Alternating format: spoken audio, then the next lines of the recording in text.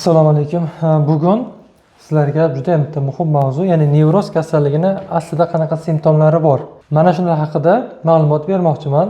Bugun sizlarga tanadagi simptomlarni ma'lumot beraman. Agar sizlarga ruhiy simptomlar qanaqa bo'lishi haqida ma'lumot kerak bo'lsa, izohlarga ruhiy simptomlar deb yozib ketsangizlar, albatta keyingi videolarda ruhiy simptomlar haqida ham ma'lumot beraman. Tananing simptomlari qanaqa bo'ladi? Avvalambor yana bitta qoida, oltin qoidani har doim aytaman. Tanada tekshirganda hech qanaqa o'zgarish bo'lmasligi kerak. Organik o'zgarish hech qanaqa tanada chiqmasligi kerak. Agar organik o'zgarish chiqadigan bo'lsa, uni tegishli mutaxassis, nevropatolog, kardiolog, gastroenterolog, urolog qaysi bo'lsa ham o'sha o'zi ko'radi. Bu psixogen o'zgarishlar.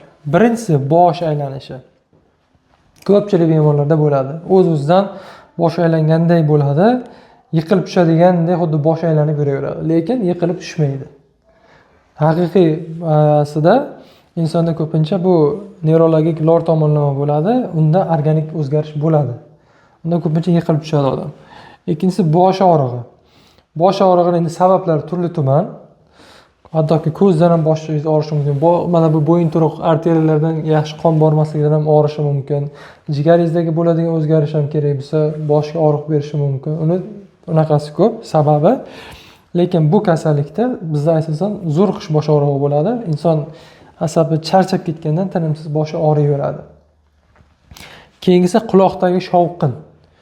Quloqda shovqin. Bu ham albatta organiki bor. Uni lor, nevropatolog tomonidan hech narsa chiqmasa, quloqda shunaqa shovqin, yoqimsiz shovqin insonda turaveradi. Bu nevroz kasalligidan bo'ladi.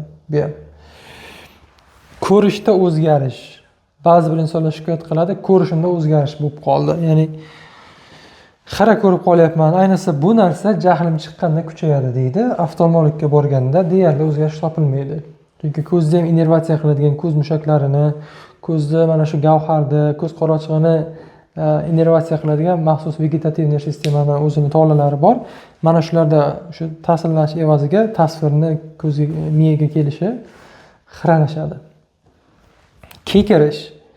Kekirish ham bo'ladi ayrim insonlarda. Bu ham nevrozda bu ham bir belgisi hisoblanadi. Chunki insonda mana shu bu ham albatta endi tabiiy organik sababi bor, oshqozon ichak muammosi bilan bog'liq. Lekin hech narsa topilmasa, insonda ko'p kekirish bo'layotgan bo'lsa, ayniqsa bu xavotir kelganda kuchayib qoladi. Xavotir, qo'rquv kelganda kekirish kuchayib qoladi. Organik o'zgarish topilmasa, bilingki, bu ham nevrozdan dalolat berayotgan bo'lishi mumkin. Lekin bunga hozir aytayotgan simptomlarga bitta o'rinda qo'shimcha qilib ketay. Ruhiy simptomlar ham qo'shiladi. Ya'ni xavotir, qo'rquv, ularni ham haqida keyin yoritib beraman. Agar sizlarga kerak bo'lsa, yozib qoldirsangizlar. Esnash ham bu endi miyaga kislorod yetishmovchiligidan dalolat beradi. Nevroz kasallikda inson miyasi juda ham faol ishlagandan so'ng o'sha kislorodni, energiyani ko'p ishlataveradi va kislorod yetishmovchiligidan so'ng uni qondirish maqsadida og'izni keng ochib, esnab insonning miyasi mana shunga esnashni chaqiradi. Keyingisi yurak tez urishi. Bu haqida ko'p gapirganman. Kardionevroz haqida ko'p gapirganman. Yurak tez urishi bu tabiiy hol. Sizni ichingizdagi har bir hissiyotingizga, ichingizdan o'tadigan har bir hissiyotingizga yurak o'z urishini o'zgartirib javob beradi. Va bu uchun ham albatta EKG, eho tekshiruvdan o'tish kerak. Yurakda organik patologiya aniqlanmasligi kerak. Va albatta boyagi ruhiy simptomlar bilan birga bo'lish kerak.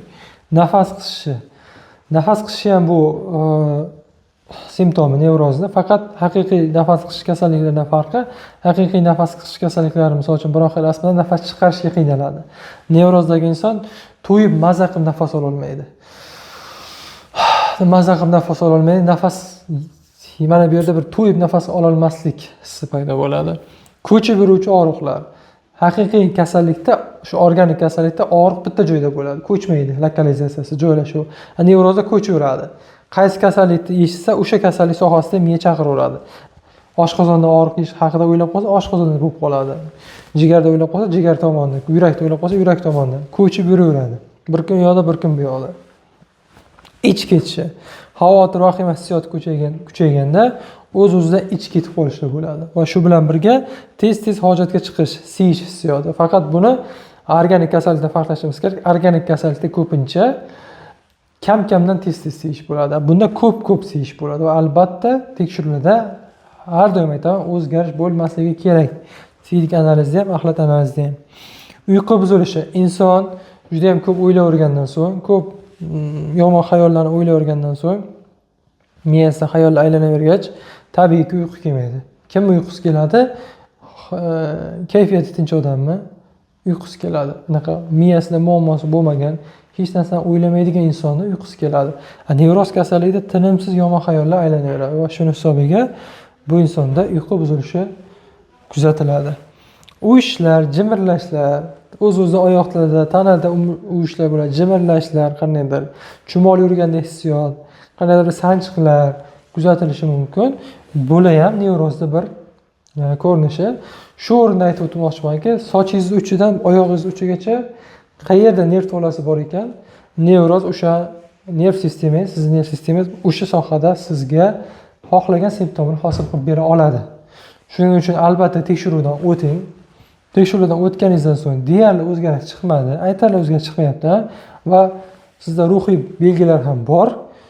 Shuni demak sizda bilingki, unda nevroz kasalligi sizda kechayotgan bo'ladi. Uni albatta siz davolash uchun psixoterapevt qabuliga kirishingiz kerak, chunki ko'pchilik buni yuragim ekan, oshqozonim ekan, ichim ketyapti, o'pkamda muammo bor, boshimda bir narsa bor deb u yoqqa bu yoqqa yugurib, o'zingizni pulingiz, vaqtingiz ketadi. Quruqdan quruqqa. Tekshiruvdan o'ting, sog'lom chiqyapti, mana bu narsalar bor, ruhiy buzilishlar bilan birga. Demak, sizda katta ehtimol bilan nevroz kasalligi kechayotgan bo'lishi mumkin. Video hammaga yoqqan bo'lsa, sizdan bitta like, sog' bo'linglar, salomat bo'linglar.